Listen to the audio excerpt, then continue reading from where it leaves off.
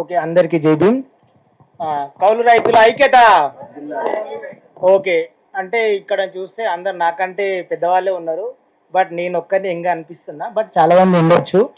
But నేను Sangareddy and Medak జిల్లాల ఒక 2 మండలాలలో ఒక 2 విలేజ్లే తీసుకున్నా. దాదాపు సర్వే చేస్తే కనీసం ఒక ఊర్లో వచ్చేసి 70-80 మంది ఉంటారు కౌలు రైతులు.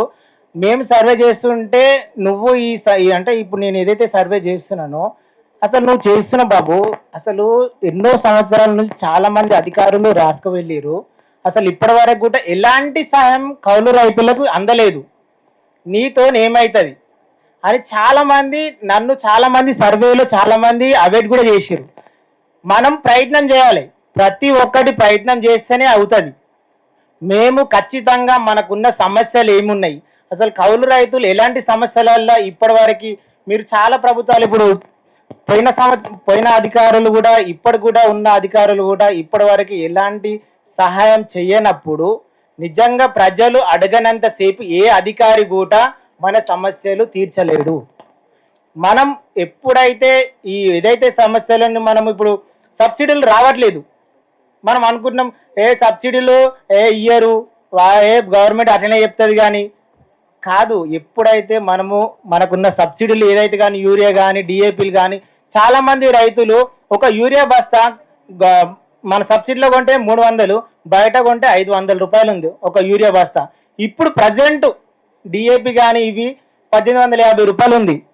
అసలు కౌలు రైతులు అసలు ఏం చెయ్యాలో అర్థం కాని పరిస్థితిలో నేను చేసిన విలేజ్లో కనీసం ఒక 5 మంది ఆత్మహత్యతో చనిపోయారు.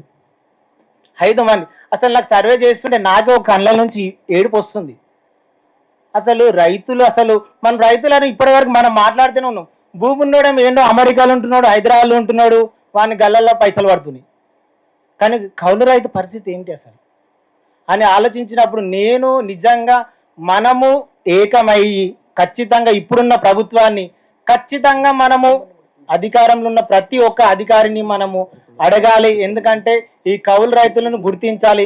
మనం గుర్తింపు కార్డులు అంటున్నాం, కానీ గుర్తింపు కార్డులు కొంతమందికే వచ్చినాయి, అది అసలు ఇంప్లిమెంటే జరగలేదు.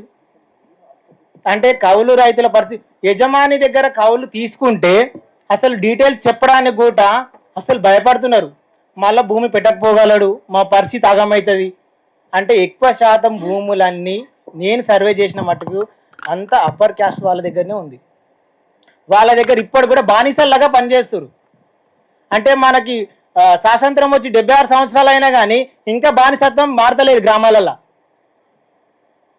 మనం కష్టపడుతున్నాం, మనం కష్టపడ్డప్పుడు వాళ్ళకేమది ఇచ్చేది మనం డిసైడ్ చేయాలి.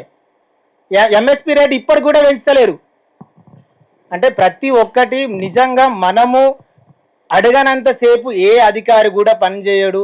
ఖచ్చితంగా మనము మన వంతు మన కృషి ఖచ్చితంగా చేయాలి. మేము అదే ప్రయత్నం చేస్తున్నాము. ఖచ్చితంగా ప్రతి ఒక్క రైతు మనకున్న సమస్యలను ఖచ్చితంగా అధికారులను నిలబెట్టి అడగాలి గ్రామాలలో అని నేను కోరుతున్నాను. ఈ అవకాశం ఇచ్చినందుకు థ్యాంక్ యూ విక్రమ్. ఇప్పుడు జహీరాబాద్, సంగారెడ్డి ఈ ప్రాంతాలన్నిట్లోనూ ఒక 30-40 ఏళ్లుగా మహిళా రైతుల్ని కూడగట్టి పనిచేస్తున్న దక్కన్ డెవలప్మెంట్ సొసైటీ ఉంది. అక్కడ మహిళా రైతుల సహకార సంఘం కూడా ఉంది. దాని బాధ్యులుగా ఉండి ఈ సర్వేలో పాల్గొన్నటువంటి చుక్కమ్మని మాట్లాడమని ఆహ్వానిస్తాం. ఇక్కడితో అన్ని ప్రజా సంఘాలు సర్వేలో పాల్గొన్న వాళ్ళు అయిపోతారు. మిగతా 2 బాధ్యులు చివరిలో మాట్లాడారు.